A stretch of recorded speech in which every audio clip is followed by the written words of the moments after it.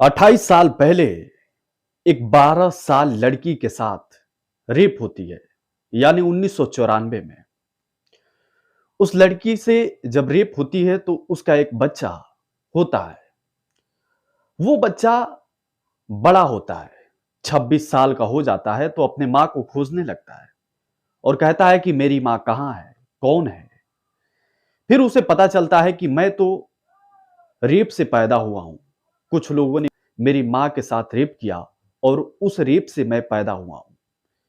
फिर आगे जो कहानी मोड़ लेती है, आप जब जानेंगे तो आपके पैरों तले जमीनें खिसक जाएंगी।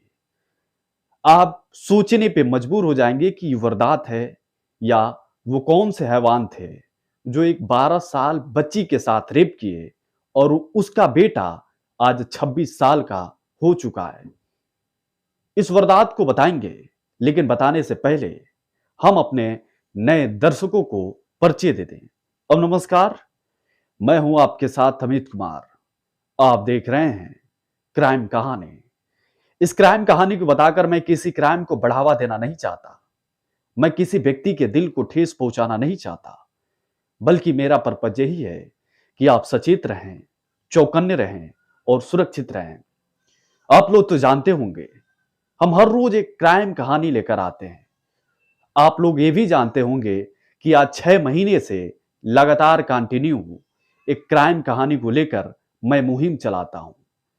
क्या हमारे इस मुहिम में साथ और समर्थन नहीं देना चाहेंगे?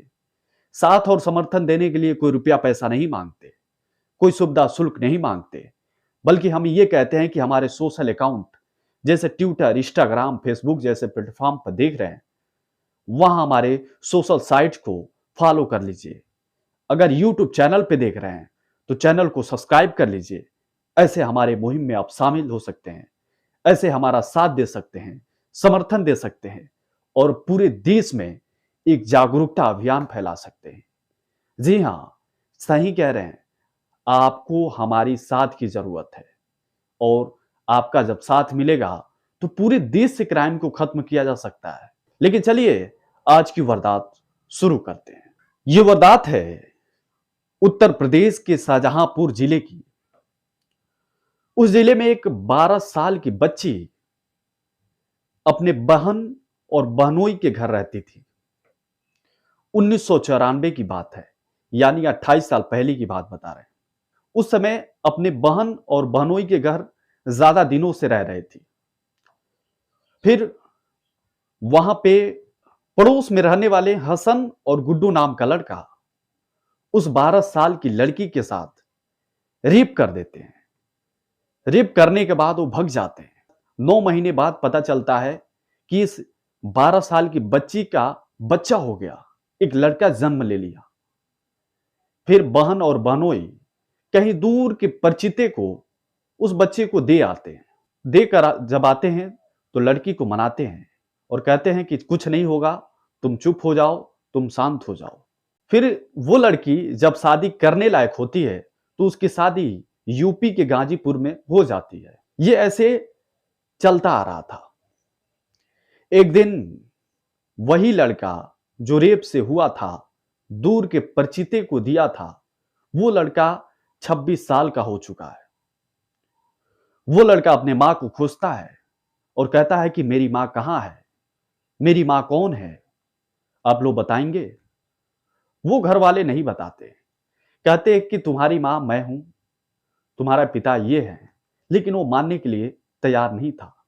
शायद उसके कान में कुछ ऐसी भनक लगी थी कि वो मानने के लिए तैयार नहीं था। वो कह रहा था कि मेरी मां आखिर कौन है।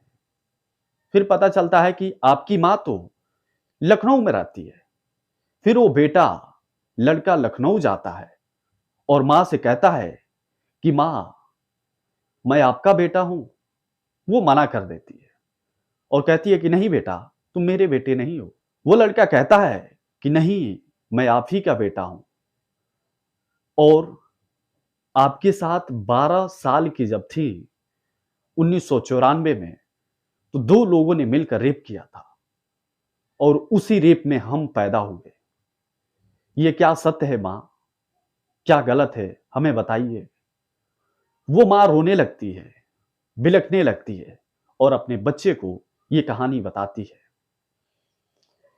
जब बताती है तो बच्चा रोने लगता है और फिर वो लड़का थाने जाता है और गुड्डू और हसन पे नामजद रिपोर्ट दर्ज करवाता है कि मेरी मां के साथ आज आज से 28 साल पहले ये दोनों लोग रेप किए और उस रेप में मैं पैदा हुआ और मेरी मां की रिपोर्ट आप लोग लिखिए। फिर उस लड़के की डीएनए टेस्ट होती है और उन लोगों को होती है। फिर पता चलता है कि ये सत्य बात है। रिपोर्ट लिखी जाती है और उन लोगों को खोजबीन चालू हो गई है। वो लोग अभी फरार चल रहे हैं, गुड्डू और हसन। उन लोगों को पुलिस जल्द से जल्द पकड़ेगी और कार्रवाई करेगी। बाद में ये भी पता चला कि उस लड़की की जहां गाजीपुर शादी हुई थी, उसका पति भी उसे तलाक दे दिया था, छोड़ दिया था। ये सब जानने के बाद ये वारदात यहीं पर खत्म होती है। लेकिन ये वारदात इतनी दर्दनाक है जो सुनने के बाद दिल दहल जाते हैं। ये लोग सोचने पे मजबूर हो जाते हैं कि क्या ऐसे इंसानियत जिंदा है जहां एक महिला के साथ हैवानियत की जाती है।